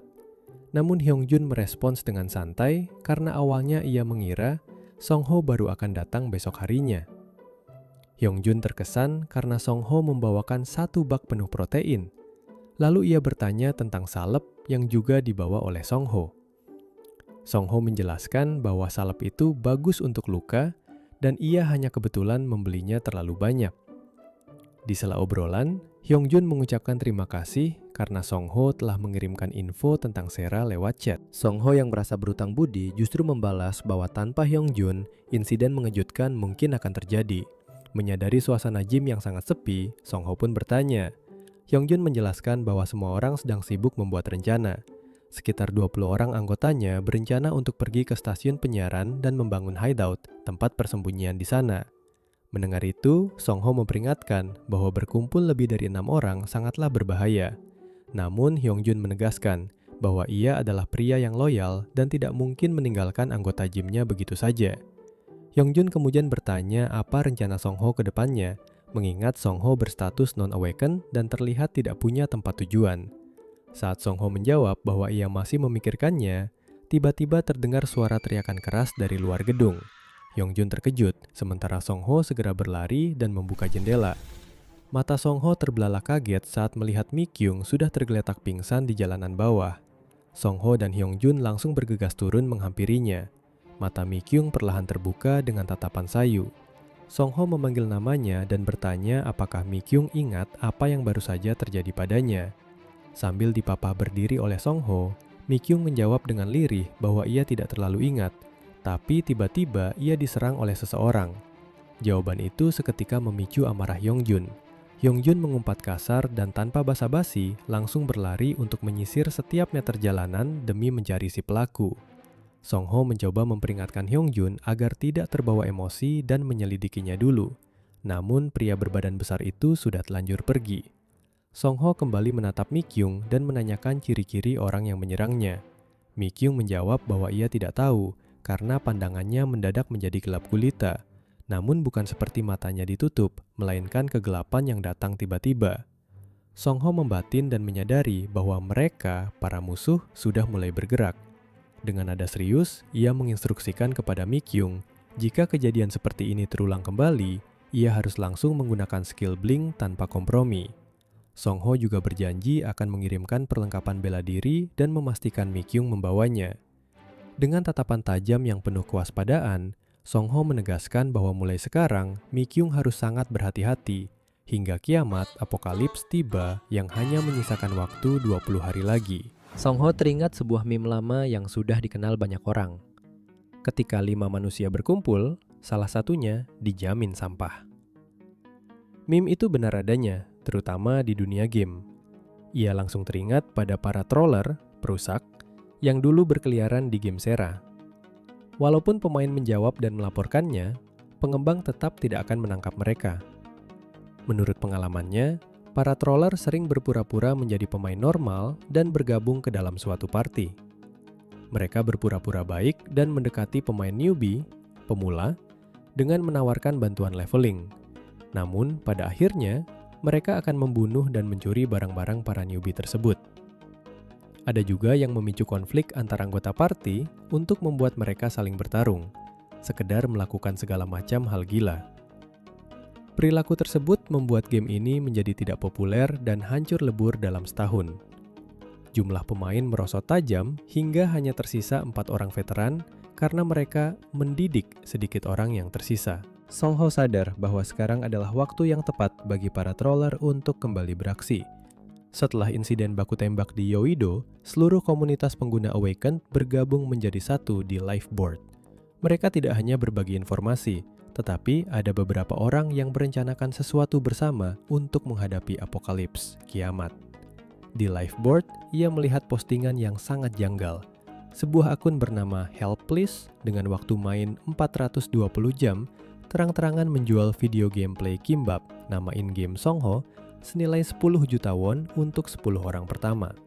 Postingan itu mengklaim bahwa video tersebut berisi cuplikan Kimbap yang sedang menggendong membantu leveling dirinya saat masih newbie. Song Ho langsung menyadari bahwa akun itu pasti troller, karena ia tidak pernah merasa menggendong orang tersebut. Ia menyimpulkan bahwa orang itu mencoba memancing korban dengan menyambung-nyambungkan cuplikan video. Melihat niat licik tersebut, Song Ho memutuskan untuk menambahkan waktu latihannya. Selama 13 hari, setiap kali punya waktu luang, Song Ho menonton video survival di MeTube untuk mempelajari cara memegang senjata yang baik dan teknik pertarungan jarak dekat sungguhan. Namun, sebagian besar video hanya difokuskan pada strategi membersihkan sarang monster dan banyak yang tidak memperhitungkan wabah perusak logam. Oleh karena itu, mulai hari ini, ia memutuskan untuk memilih senjata utama yang tetap berfungsi jika wabah perusak logam menyerang, dan efektif untuk membunuh monster maupun manusia. Song Ho menata beberapa senjatanya, Indian War Club, ketapel kayu, oker pellets, dan kapak batu buatannya sendiri. Ia mencoba ketapel kayu dengan oker pellets, namun ternyata tembakannya terlalu lemah sehingga ia memutuskan untuk melewatinya. Satu-satunya pilihan yang tersisa hanyalah Indian War Club. Menurutnya, cara termudah mengalahkan zombie adalah dengan menghancurkan spora di dalam tengkoraknya menggunakan senjata tumpul. Ia berencana untuk membeli barang berbentuk tumpul seperti Ebony Club di toko lantai 10, jadi ia merasa perlu mengasah kemampuannya dari sekarang. Meski begitu, ia masih ragu apakah senjata tumpul adalah pilihan terbaik untuk melawan manusia. Kalau ia bertemu dengan pengguna Awaken bertipe mental, ia tidak akan bisa bergerak. Di dalam Survival Life, membunuh manusia akan memberikan 50 poin. Tentu saja, setelah terdaftar sebagai pembunuh, pemain di sekitar akan memasuki mode deathmatch, pertarungan hidup mati dengannya. Walaupun murderer system mencegah pemain menyalahgunakan PK, player kill, tetap saja ada banyak orang yang ingin membunuh pemain lain hanya demi poin. Sampai ia selesai mendapatkan item dan skill baru, lebih baik ia menghindari pertarungan. Ia pun berpikir, mungkin ia harus membongkar tokonya untuk saat ini dan memasang detektor di lantai 2. Tiba-tiba, rencana itu terhenti karena ia mendengar lolongan serigala di siang bolong. Merasa tidak mungkin ada sesuatu yang bisa masuk ke tempat persembunyiannya, ia mengecek ponselnya dan terkejut. Song Ho memakai helm dan pergi keluar. Di dalam area tanahnya, tergeletak seekor Grey Wolf, serigala abu-abu, raksasa yang sudah mati dan tidak bernapas. Ia berasumsi bahwa itu adalah ulah serigala liar atau makhluk lain yang menyerangnya sampai mati. Saat ia mendekat untuk mengecek lukanya, seekor anak serigala berlari ke arahnya dan menggonggong.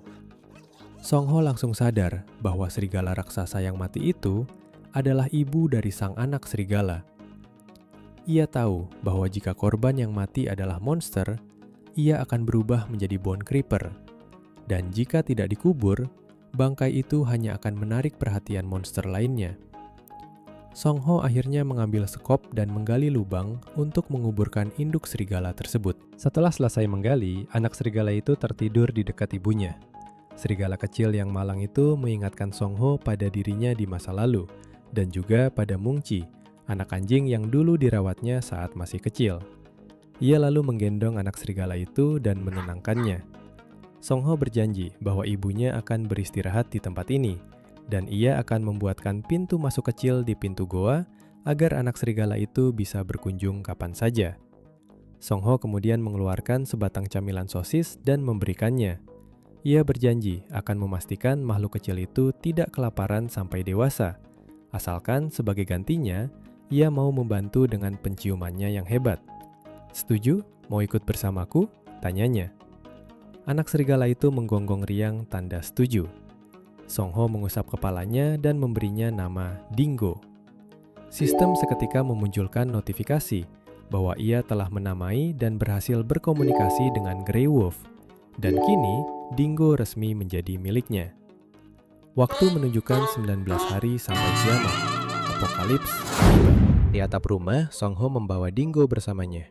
Udara terasa lebih ringan saat ia memanggil nama Dingo dan menanyakan apakah ia sudah siap untuk latihan. Ada nada harap dalam suaranya, seolah ingin memastikan bahwa mereka akan melangkah bersama. Song Ho meminta Dingo mengulang perintah yang telah diajarkan sebelumnya. Dingo menanggapi dengan gonggongan kecil penuh semangat. Ia memberikan kaki depannya, berputar saat diperintah, duduk, dan menunduk sesuai instruksi. Dengan suara pelan, Song Ho mengisyaratkan agar Dingo tetap diam. Setelah rangkaian latihan selesai, Song Ho merogoh sakunya, mengambil camilan berbentuk tulang, dan melemparkannya ke udara. Dingo melompat ke atas kardus dan menangkap camilan itu dengan tepat. Hati Song Ho dipenuhi rasa kagum karena naluri hewan itu sangat luar biasa dan kerjasama mereka mulai terbentuk.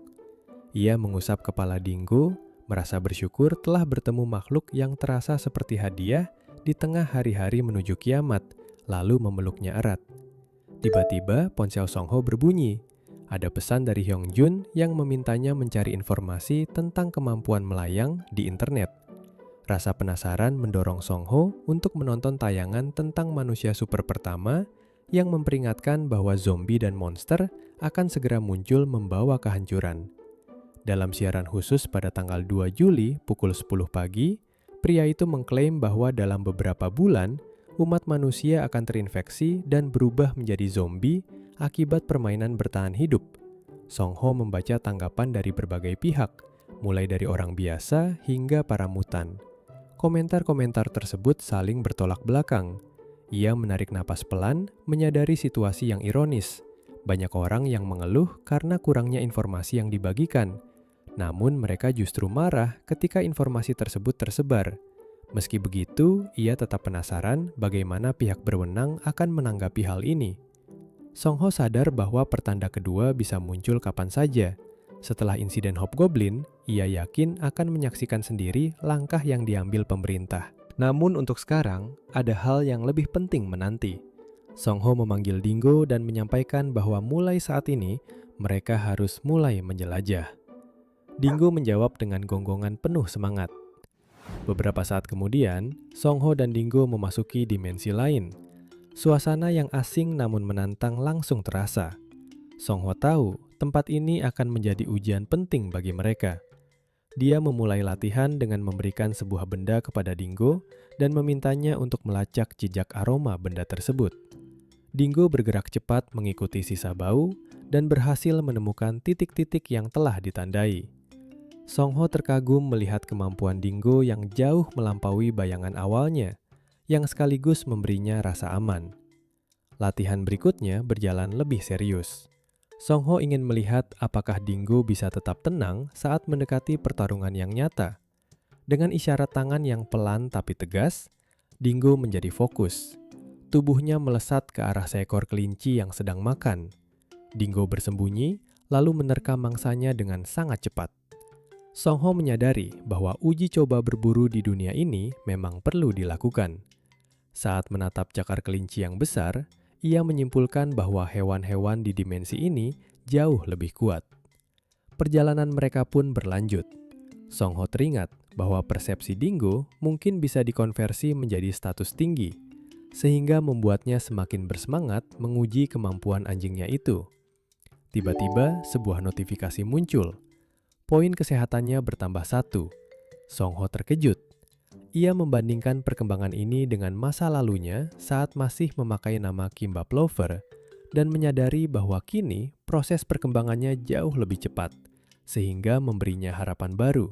Tak lama, Dingo tiba-tiba terengah-engah setelah memakan sesuatu. Song Ho segera membawakan air dan menegurnya agar tidak makan sembarangan di hutan. Ternyata Dingo memakan cabai bell pepper.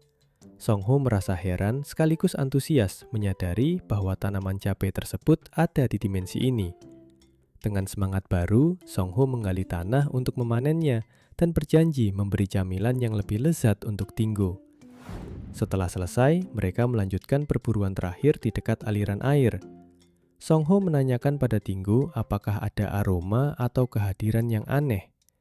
Ia menjelaskan bahwa ikan trout merah di sana tidak dianggap sebagai monster, jadi tidak akan memberikan poin maupun barang jatuhan. Dingo menatap ikan itu dengan mata berbinar penuh minat. Song Ho yakin bahwa dengan memberikan beragam pengalaman, ia tidak hanya mendapat keuntungan bagi dirinya sendiri, tetapi juga membantu Dinggo tumbuh menjadi partner yang lebih kuat. Sesaat kemudian, Song Ho membawa beberapa ikan ke daratan. Dengan perasaan lega, dia menyadari bahwa persiapan fase kedua pembangunannya telah selesai. Ia menoleh pada Dinggo dan bertanya apakah sudah waktunya pulang, sambil merasa puas karena rencananya mulai berjalan satu persatu. Keesokan harinya, beberapa orang mengangkut sisa barang dari rumah makan Song Ho, menandai bahwa proses pembongkaran telah benar-benar selesai. Tak lama, seorang pria menghampiri Song Ho untuk menawarkan layanan pemasangan di kemudian hari dan memintanya untuk menghubungi mereka dalam waktu 3 hari. Song Ho berterima kasih atas kerja keras mereka dari pagi hingga petang. Setelah semua orang pergi, Song Ho menarik napas panjang menatap bangunan rumah makannya yang kini kosong. Tempat yang dulunya penuh dengan suara dan aroma itu, kini hanya menyisakan ruang hampa. Perlahan ia melangkah masuk, meyakinkan dirinya bahwa keputusannya sudah tepat. Tangannya menyentuh dinding polos, seolah sedang mengucapkan salam perpisahan. Song Ho teringat pada orang-orang yang nantinya selamat dan tidak berubah menjadi zombie. Ia yakin mereka akan menjarah toko demi bertahan hidup, dan pemikiran itu justru memberinya ketenangan batin. Saat Song Ho sedang berbicara pada dirinya sendiri, seseorang mendekat. Itu adalah Yongjun, yang mengatakan bahwa kemarin ia sudah membereskan semua barang kecuali yang masih diperlukan. Kedatangan Hyungjun mengejutkan Song Ho yang langsung bertanya apa maksud kedatangannya. Tanpa jawaban panjang, Hyungjun mengangkat tangan dan menyentil dahi Song Ho sambil tersenyum, memastikan bahwa ia masih hidup dan aman. Sentilan itu membuat Dinggo bereaksi. Ia menggeram pelan dan menatap Hyungjun dengan waspada. Yongjun menoleh ke anjing itu dan bertanya apakah Song Ho sejak dulu memelihara anjing husky. Song Ho menjelaskan bahwa Dinggo baru saja dibawa pulang, yang membuat Yongjun tersenyum dan memuji anjing itu sangat tampan, sedikit mencairkan suasana di antara mereka. Meski suasana menjadi lebih santai, rasa penasaran Song Ho belum terjawab sepenuhnya. Ia bertanya apa alasan sebenarnya Yongjun datang. Yongjun menjawab bahwa ia datang karena merasa khawatir padanya. Namun, Song Ho merasakan ada hal lain yang belum diungkapkan. Ia menatap Yongjun dan bertanya, apakah itu satu-satunya alasan? Yongjun menggeleng, menegaskan bahwa kekhawatirannya memang nyata, tapi tentu itu bukan satu-satunya alasan. Tiba-tiba, ekspresi Yongjun berubah menjadi serius. Dengan suara rendah, ia mengungkapkan bahwa ia sudah menemukan orang yang menyerang Mikyung kemarin. Saat itu, waktu tercatat 17 hari sebelum kiamat benar-benar tiba. Beberapa saat kemudian, di tempat yang sunyi, Song Ho berbincang dengan Hong Jun. Dengan raut terkejut, Song Ho memastikan apakah benar party Kim Chol Jun yang mengincar Mikyung kemarin malam. Hong Jun membenarkan hal tersebut dan menambahkan bahwa pria pembawa mobil derek yang dibenci Song Ho ternyata adalah bagian dari geng mereka. Ia menunjuk ke area kaki gunung, tempat persembunyian mereka berada. Song Ho bertanya bagaimana Hong Jun bisa mengetahui semua itu. Hong Jun menjelaskan bahwa semua dugaannya saling terhubung. Ia sempat bertanya pada Han Jun Sung, seorang pria yang bisa melayang dan belakangan ini sering masuk TV. Menurut Jin Sung, ia pernah bertemu dengan party Kim Chol Jun. Namun karena ketiganya adalah orang bejat dan kepribadian mereka tidak cocok, Jin Sung menolak tawaran mereka. Buktinya, setelah insiden Mikyung, para anggota perempuan mengatakan akan meninggalkan party karena mendapat tawaran dari party Awakener lain. Hong Jun bertanya apakah semua ini masuk akal bagi Song Ho, dan Song Ho pun menyadari bahwa mereka telah diperdaya agar mau bergabung. Hong Jun melanjutkan bahwa party mereka kini hanya tersisa 4 orang termasuk dirinya. Sangat jauh berkurang, padahal beberapa hari lalu masih berjumlah 20 orang. Ia merasa wajar karena jujur saja party mereka cuma memiliki 2 Awakener. Song Ho merasa hal ini sangat ironis. Mereka memberi air susu namun dibalas dengan air tuba. Hong Jun menghela napas, menegaskan bahwa di dunia ini orang-orang memang hanya mencari keuntungan demi dirinya sendiri. Hong Jun juga mengungkap kekhawatirannya tentang mantan istrinya, Ji Eun, yang membuat Song Ho sadar bahwa keadaan Hong Jun berbeda dengannya. Song Ho kemudian bertanya, seandainya apokalips datang dan ada orang yang mengancam nyawanya, apa yang harus ia lakukan? Tanpa ragu, Hong Jun menjawab bahwa Song Ho harus membunuh mereka. prinsip Hong Jun adalah tidak menyakiti orang lain. Namun dalam bencana tanpa hukum, tidak ada gunanya mengasihani orang yang jahat. Hong Jun sempat heran karena Song Ho tiba-tiba mempertanyakan hal seperti itu. Song Ho gugup dan beralasan pemikiran itu hanya terlintas begitu saja. Tiba-tiba terdengar suara notifikasi peringatan anak hilang tolong dari ponsel Song Ho yang mengejutkan mereka berdua. Dengan ekspresi serius, Song Ho menitipkan anjingnya, Dingo, kepada Hong Jun sebentar. Di tempat lain, Mi Kyung tampak panik sambil terus menekan tombol darurat dari ponselnya. Di bawahnya, berdiri Oh In Hak, si petugas derek mobil bersama dua temannya. In Hak menyuruh Mi Kyung segera turun, tapi Mi Kyung menolak dan bertanya mengapa In Hak terus mengikutinya padahal ia sudah menolak tawarannya. In Hak berkata bahwa mulai sekarang ia akan menggunakan caranya sendiri dan meminta Mi Kyung turun selagi ia masih bersikap baik. Kemudian, Kim Chol Jun si pria bertopi dan Ma Jong In si supporter kurus mendekat. Jong In mengingatkan bahwa area itu adalah area pembangunan ulang, jadi percuma saja berteriak karena tidak akan ada yang datang. Kim Chol Jun menyuruh Mi Kyung agar tidak membuang tenaga dan memperingatkan bahwa mereka juga memiliki trait sepertinya. Ia pun mulai menghitung mundur sampai 3. Di sisi lain, Song Ho yang sudah mengenakan helm pelindung wajah mengawasi mereka sambil menyiapkan ketapelnya. Saat hitungan pertama dan kedua, ia menarik tali ketapelnya kuat-kuat. Pada hitungan ketiga, ia melepaskan tembakan yang telak menghantam tubuh Kim Chol Jun hingga ia mengerang kesakitan dan terhuyung. Saat In Hak kebingungan mencari sumber serangan, Song Ho menerjang maju. Ketika ditanya identitasnya, Song Ho menolak memberitahu dan langsung mengayunkan Indian War Club ke rahang In Hak hingga In Hak memuntahkan darah. Song Ho kemudian mengincar Jong In.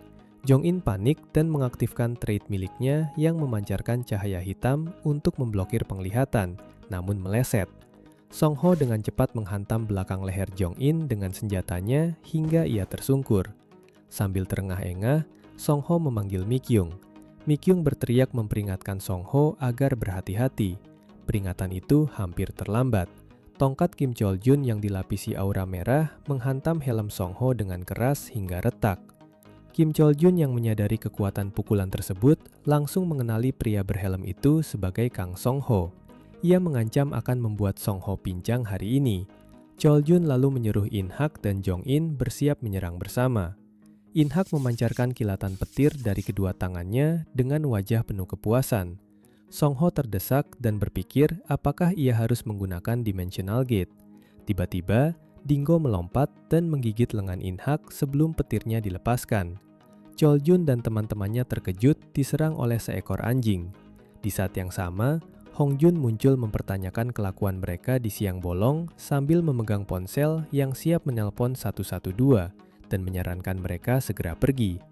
Mendengar itu, parti Kim Chol Jun akhirnya memutuskan untuk mundur. Hong Jun kemudian menanyakan keadaan Song Ho.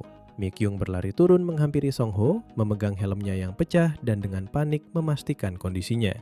Hong Jun bahkan sempat menggoda apakah Song Ho ingin digendong.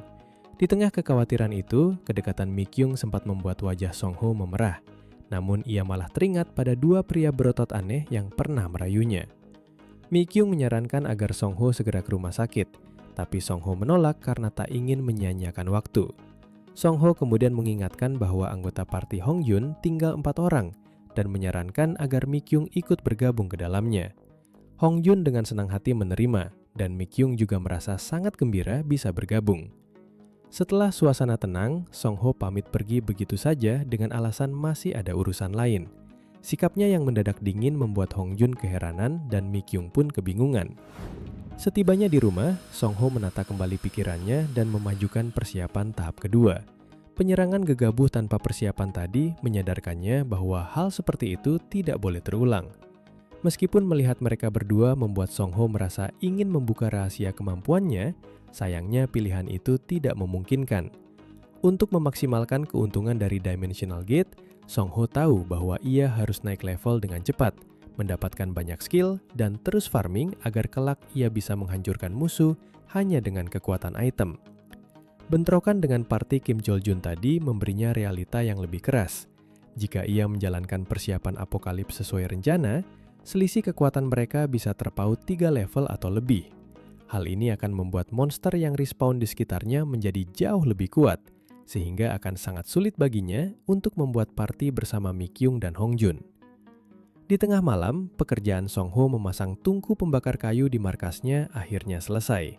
Kini ia bisa tidur tanpa kedinginan. Melihat Dingo tertidur pulas di lantai, Songho mensyukuri bahwa anjing itu juga menyukainya. Dengan barang-barang tersisa yang akan segera datang, persiapan awal markas hampir selesai sepenuhnya. Karena sudah sejauh ini, Songho memutuskan untuk begadang malam itu, terus bersiap hingga apokalips benar-benar tiba. Beberapa saat kemudian, sebuah siaran televisi mengabarkan perkembangan terbaru terkait asteroid Njambi. Badan Antariksa HSA menyebutkan bahwa objek tersebut kini telah mencapai separuh perjalanan dari tata surya asalnya dan diawasi ketat oleh para ahli. Situasi berubah tegang ketika Njambi dilaporkan terbelah menjadi dua, alfa dan beta, akibat pengaruh gravitasi Jupiter. Meski Thomas Chandler selaku Kepala Departemen Observasi Meteorit menegaskan keduanya tidak akan menabrak bumi, berita ini memicu ingatan Songho pada game Sera. Ia ingat betul bahwa pada 5 hari sebelum kiamat, pecahan beta akan menghantam kapal Rusia, menciptakan tsunami besar, dan memicu wabah zombie di Korea. Rentetan peristiwa yang tadinya terasa aneh, kini mulai masuk akal bagi Songho. Berita kemudian menyoroti insiden penembakan di Yeouido dan absennya Presiden Jang Won-taek selama sepekan, yang memicu pihak oposisi menuntut sidang khusus di tengah desas-desus mengenai Awakener, mutan, dan datangnya bencana besar. Menanggapi kepanikan di media, Songho justru merasa tenang. Terbukanya eksistensi mutan ke publik setidaknya akan menekan keberanian para Awakener kriminal untuk bertindak sembarangan. Saat mengecek forum komunitas daring, ia melihat beragam reaksi, mulai dari penjahat yang urung merampok bank, hingga perdebatan soal kaitan Njambi dan ancaman zombie. Pandangannya kemudian terhenti pada sebuah unggahan dari pengguna bernama My Dream, sosok yang dikenal sering membantu pemain pemula. Pengguna itu tengah mencari 4 player veteran Sera untuk diajak berlindung di bunker buatannya di Busan, lengkap dengan logistik untuk 3 tahun. Meski tawaran itu sangat menggiurkan, Songho yang mengandalkan kemampuan Dimensional Kit memutuskan untuk berhati-hati dan hanya menyimpan unggahan tersebut sembari memantau perkembangan. Tidak ingin membuang waktu, Songho kembali fokus menyelesaikan fase kedua pembangunan markasnya. Esok harinya, meski kelelahan, semangatnya terbayar tuntas saat melihat tampilan luar markasnya bersama Dingo. Di dalam, ia disibukkan dengan kerumitan instalasi panel surya. Setelah susah payah mengubah arus DC ke AC dan menata kabel, ia bersorak kegirangan saat melihat ponselnya berhasil mengisi daya. Baginya, fondasi bertahan hidup kini telah genap. Saat memeriksa brankas, ia juga mendapati sebuah mineral hijau baru bernama emeras yang ia temukan saat menambang. Material yang lebih tajam dari obsidian itu mungkin belum terpakai sekarang, tetapi pasti akan berguna nanti. Baru saja Songho merencanakan pemasangan lampu LED dan penataan makanan, suara geraman keras Dingo memecah keheningan.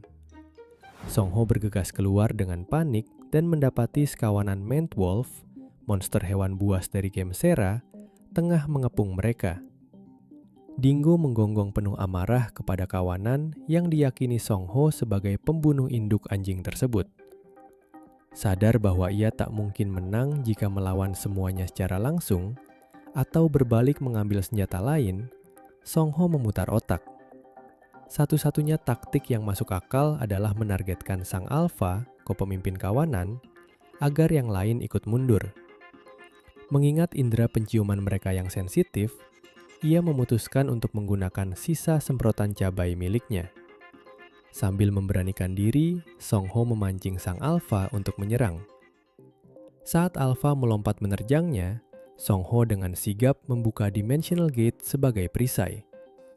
Setelah monster itu menabrak pelindung dengan keras, Songho seketika menutup gerbangnya dan menyemprotkan cairan cabai tepat ke wajah si alfa. Sang pemimpin meraung kepanasan.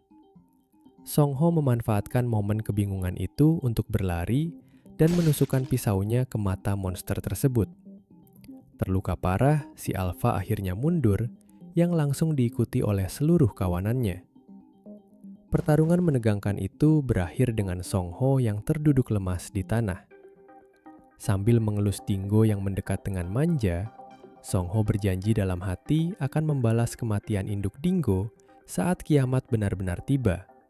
Yang kini, waktunya hanya tersisa 15 hari lagi. Setelah selesai menata basement, Song Ho langsung bergegas menuju ke toko besi dan apotik.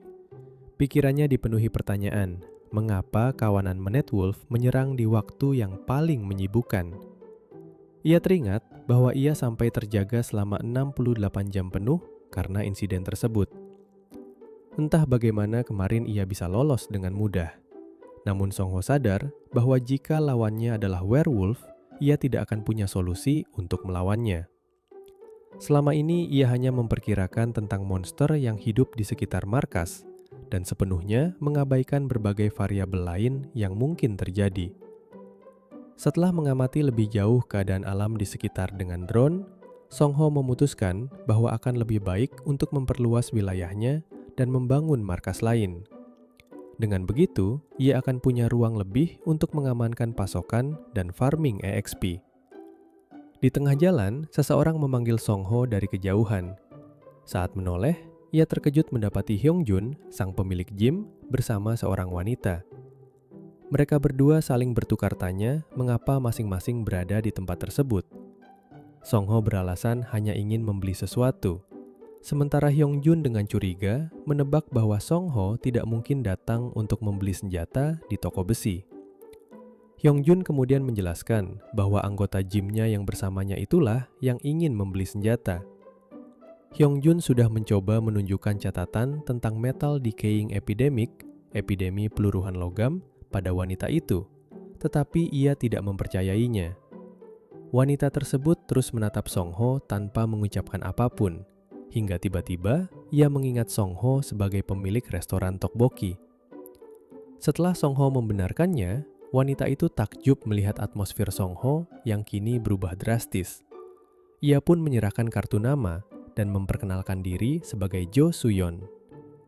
Song Ho terkejut saat melihat kartu nama tersebut dan menyadari bahwa Suyon adalah seorang dokter magang di rumah sakit Calypso. Mengetahui profesi Suyon sebagai dokter, Song Ho memutuskan untuk mengajarinya pengetahuan umum mengenai survival era, persis seperti yang ia ajarkan pada Hyung Jun dan Mi Kyung.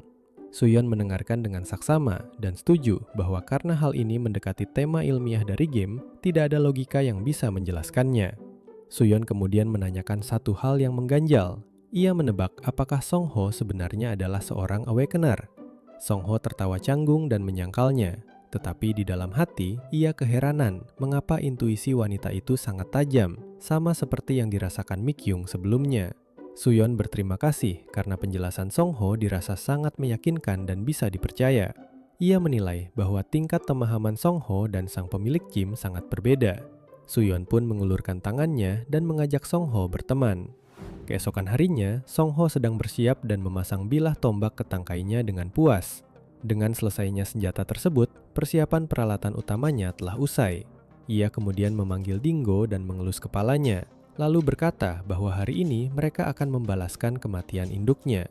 Bahkan jika itu bukan untuk balas dendam, siapapun yang mengetahui letak markas mereka harus ditemukan dan dibunuh secepatnya. Setelah mengenakan helm dan perlengkapan pengaman, Song Ho juga memakaikan perlengkapan pada Dingo, menegaskan bahwa mulai hari ini anjingnya itu juga harus membawa bebannya sendiri. Saat tiba di lokasi target, Song Ho mengamati kawanan Manet Wolf dari balik semak-semak. Melalui skop senapannya, ia melihat hanya ada 4 ekor Manet Wolf dan sang Alpha, pemimpin, sudah menjadi santapan monster menyerupai burung hantu raksasa, tetangga mereka. Tanpa pemimpin, formasi dan koordinasi kawanan serigala itu menjadi kacau, sehingga mereka menjadi target yang mudah dikalahkan satu persatu. Song Ho memulai serangannya dengan menembakkan jaring penangkap ke arah salah satu Manet Wolf, membuatnya terperangkap, lalu menusuknya dengan tombak hingga mati. Sisa kawanan itu langsung menerjang dengan geraman buas. Song Ho dengan lincah menebas serangan serigala menggunakan tombaknya. Di saat yang bersamaan, Dingo ikut beraksi dan menabrak salah satu serigala yang mencoba menyerang. Dengan kerjasama yang baik itu, Song Ho memuji Dingo dan segera menghabisi sisa serigala yang telah dilumpuhkan dengan tusukan fatal. Setelah semua minute wolf mati, notifikasi sistem pun berturut-turut muncul menyatakan bahwa ia mendapatkan 3 poin untuk setiap serigala dan ia berhasil naik ke level 5. Pencapaian level baru tersebut ternyata memberikan beberapa efek tambahan pada trait milik Songho. Sistem menunjukkan 2 efek baru, Dimensional Gate Transparency yang membuat gerbang menjadi tak terlihat bagi orang lain, serta Dimensional Gate Projection yang memperlihatkan pemandangan di depan gerbang dan memungkinkan Songho mendengar suara dari lokasi secara sepihak.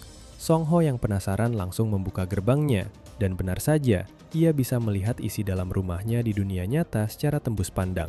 Efek ini sungguh menakjubkan karena dapat menutupi kelemahan yang selama ini ia khawatirkan jika nanti muncul dungeon gate yang mirip dengan gerbang miliknya. Songho menyadari bahwa level yang selama ini ia abaikan ternyata sangat penting, sehingga kedepannya ia tidak boleh melewatkan pertanda awal event yang tersisa. Namun sebelum melangkah lebih jauh, ia sadar harus mengubur mayat-mayat serigala itu terlebih dahulu. Hitung mundur terus berjalan hingga apokalips kiamat tiba 14 hari. 2 hari telah berlalu sejak Songho menaklukkan Feng Wolf. Dalam kurun waktu tersebut, ia terus bergerak tanpa henti dan melakukan banyak hal seolah dikejar waktu. Langkah pertamanya adalah kembali ke dunia lain untuk melakukan survei ekologis lagi. Dalam radius 1 km, hanya ada berbagai jenis makhluk kecil tanpa tanda-tanda keberadaan monster berbahaya. Namun, saat menggunakan drone untuk mengeksplorasi lebih jauh, ia mendapatkan informasi bahwa terdapat sarang goblin dalam jarak 3 km. Dengan ukuran sarang sebesar itu, kemungkinan area tersebut juga dihuni oleh hobgoblin, menjadikannya situasi yang cukup sulit. Karena lokasinya cukup jauh, untuk sementara situasinya masih terbilang aman. Dengan gergaji mesin di tangan dan anjingnya Dingo di sisinya, Songho mulai membersihkan semak dan pepohonan. Ia mengubah tempat persembunyiannya, hideout, menjadi shelter dan memperkuat pertahanannya. Mereka membuat lingkaran besar berdiameter 30 meter dengan rencana meletakkan 2 lapisan pagar kawat berduri dan menggali parit sedalam 2 meter di depannya sebagai perlindungan tambahan. Sambil bekerja, Songho terus memantau situasi dunia nyata secara waktu nyata melalui gerbang dimensional. Pemerintah telah mengumumkan rencana untuk memulai investigasi terhadap para Awakener yang membuat pikirannya tegang. Sementara itu, di dunia nyata, ia mulai membeli berbagai bahan dari toko perkakas dan perlengkapan rumah komersial. Dalam perjalanannya, ia juga menyempatkan diri memeriksa hideout party Kim Chol-jun. Ia menyewa sebuah motor untuk digunakan sementara waktu, serta mini ekskavator 008 untuk persiapan operasi. Berkat monster katak jodok yang terus menyemangatinya, ia rutin menyuntikkan racun setiap hari demi membangun daya tahan, dan racun pelumpuh yang terkumpul kini cukup untuk digunakan pada senjatanya. Tubuhnya terasa lelah, tetapi tekad Songho tetap kuat. Saat menatap layar komputer, Songho melihat sebuah pengumuman mengejutkan di komunitas. Tertulis bahwa komunitas My Dream berhasil merekrut penyintas 1, seseorang yang memiliki waktu bermain selama 4.500 jam. Berita itu membuat Songho terdiam dengan pikiran dipenuhi tanda tanya. Apakah penyintas 1 benar-benar bergabung dengan My Dream?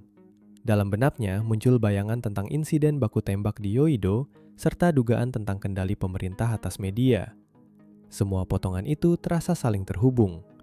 Kecurigaan Songho semakin kuat saat memikirkan sikap presiden yang tidak pernah meninggalkan kediaman resminya. Dia bertanya pada dirinya sendiri, apakah semua ini hanya kebetulan? Sebelumnya, Songho menduga bahwa penyintas 1 akan berada di pihak presiden. Karena sebagai pengoleksi item, penyintas 1 pasti akan meminta shelter raksasa sebagai ganti atas informasi berharga. Di antara para kandidat, presiden adalah otoritas terbesar yang mampu memenuhi tuntutan itu. Awalnya Songho berpikir kabar itu mungkin hanya bualan belaka. Namun kenyataan bahwa My Dream, kelompok yang dikenal memiliki citra baik yang merekrutnya membuatnya sangat resah dan bingung. Meski demikian, ia sadar menunda-nunda tidak akan menyelesaikan masalah. Jika penyintas 1 sungguh berpihak pada My Dream, maka dia juga harus siap mengubah seluruh rencananya. Waktu terus berjalan dan dia tidak memiliki pilihan selain terus bergerak.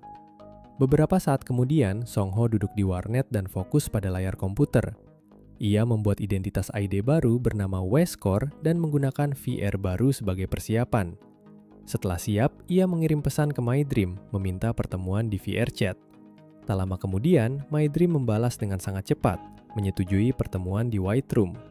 Respons yang cepat itu mengejutkan Song Ho dan membuatnya heran apakah My Dream adalah seorang pengangguran.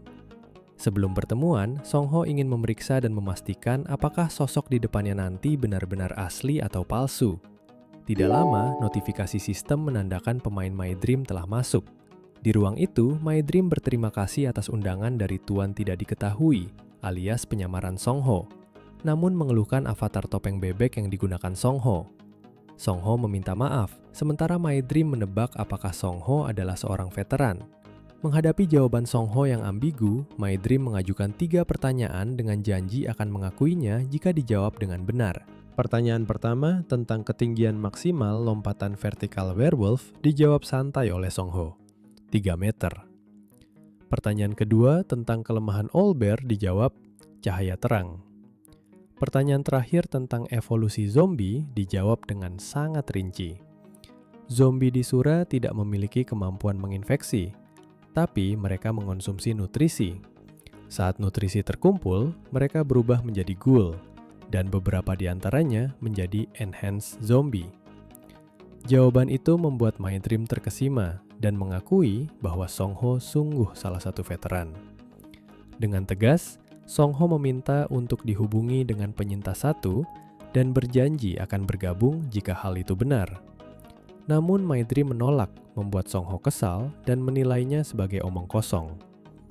My Dream lalu mengalihkan pembicaraan tentang cuaca dan mengisyaratkan bahwa sesuatu akan segera terjadi. Song Ho seketika menyadari bahwa My Dream sengaja berbasa-basi untuk mengulur waktu dan melacak IP-nya. Suasana warnet di dunia nyata mendadak tegang. Sekelompok pria berjas masuk, dan seseorang dari mereka memerintahkan bawahannya untuk menghalangi pintu keluar. Penjaga warnet yang mencoba protes langsung dibuat patuh mendadak, karena pria tersebut dicurigai menggunakan kemampuan bertipe mental. Menyadari ancaman itu, Song Ho dengan hati-hati mendorong kursinya dan bergegas masuk ke dalam bilik toilet. Pria berjas tersebut menyimpulkan bahwa targetnya bersembunyi di kamar mandi pria. Dengan suara dingin, ia masuk, menyiramkan air ke lantai untuk mencari tempat yang kelembapannya tidak merata, mendeteksi pengguna stealth, dan meraba dinding. Ia memperingatkan bahwa jika ada yang tak sengaja tersentuh olehnya, maka riwayat hidup orang itu akan berakhir. Song Ho yang bersembunyi di dalam gerbang dimensional yang merata dengan dinding, merasa lega karena hampir saja tertangkap. Mengira gagal menemukan targetnya, pria itu menyimpulkan bahwa Song Ho adalah pengguna tipe movement dan memerintahkan bawahannya untuk menggeledah seluruh gedung. Di dalam gerbang dimensionalnya, Song Ho membasahi ujung tombaknya dengan racun. Pikirannya yang semula ragu kini menjadi jernih. Ia menetapkan standar di dalam hatinya untuk melawan balik. Alang berjawab, tepuk berbalas. Sisa hari sampai apokalips kiamat tiba, 12 hari. Tanpa disadarinya, Kang Song Ho yang mengenakan helm tiba-tiba muncul di belakangnya. Song Ho langsung menghunuskan senjata tajam yang telah diolesi racun paralisis ke tubuh pria itu. Tubuh My Dream dengan cepat lumpuh dan ia mencoba menoleh, namun Song Ho menekan wajahnya ke meja dan melarangnya menoleh. Song Ho dengan nada dingin menegaskan bahwa karena kiamat dan tutorial belum dimulai, sistem pembunuh belum aktif. Artinya membunuhnya saat ini tak akan memberikan penalti. Song Ho memuji keputusan My Dream untuk tidak melawan, menjelaskan bahwa racun itu menjaga kesadarannya tetap utuh meski tubuhnya tak bisa digerakkan. Song Ho lalu meluapkan amarahnya, mempertanyakan mengapa My Dream mengkhianati Survivor 1 dan menyerang orang-orang tak bersalah. Sambil menahan pria itu, Song Ho mengambil dompet serta ponselnya sebagai barang jarahan dan mengancam akan membunuhnya jika ia berani mengulangi perbuatannya. Setelah keluar dari warnet dan pulang, Song Ho memeriksa kartu identitas pria tersebut.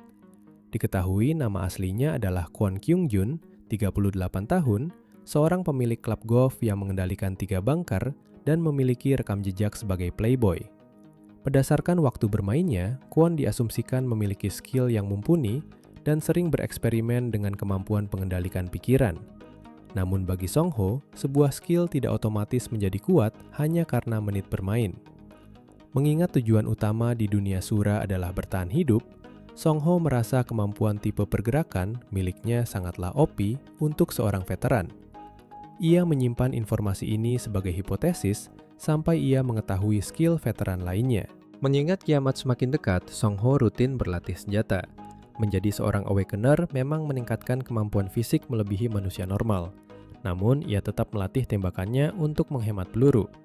Tiba-tiba, rentetan notifikasi berita darurat muncul di layarnya. Fenomena prekursor kedua telah dimulai dengan kemunculan monster di Gunung Gayasan, disertai suara lolongan aneh, langit yang menggelap, sambaran petir, serta penampakan golem dan goblin. Song Ho segera memacu mobilnya menuju Gunung Gayasan pukul 22.30 malam. Namun di perjalanan, ia mendapat kabar terbaru bahwa goblin juga muncul di sekitar Danau Huangsan. Ia pun turun di area hutan bersama anjingnya, Dingo, untuk berburu goblin. Memahami bahwa polisi pasti akan memblokade area dan goblin yang berkeliaran biasa mendirikan sarang sementara di bawah perintah Hobgoblin, Song Ho menyuruh Dingo melacak keberadaan monster tersebut dari baunya. Dingo berlari menembus hutan dan menuntun Song Ho ke sebuah tebing. Di bawah sana, mereka menemukan dua anggota polisi yang tergeletak di dekat mayat-mayat goblin. Song Ho memeriksa polisi tersebut dan bersyukur mereka masih hidup, hanya terkena racun paralisis goblin. Namun ia menyadari bahwa pistol milik para polisi itu hilang. Setelah melihat bekas luka tembak di tubuh mayat goblin yang membuktikan bahwa polisi sempat menembak, Song Ho menduga kelompok Gold Goblin telah merampas senjata-senjata itu. Dalam situasi mendesak, Song Ho meminjam ponsel salah satu polisi untuk menelpon panggilan darurat 119. Ia berencana meninggalkan catatan tentang lokasi polisi tersebut dan berpesan agar mayat goblin segera dikubur supaya tidak membusuk. Karena berita kemunculan monster sudah menyebar luas di media sosial dan tidak bisa disembunyikan lagi dari publik, Song Ho sadar ia harus berpacu dengan waktu. Sambil mengandalkan Dingo, ia melanjutkan perburuannya di sisa waktu 11 hari sebelum bencana besar datang.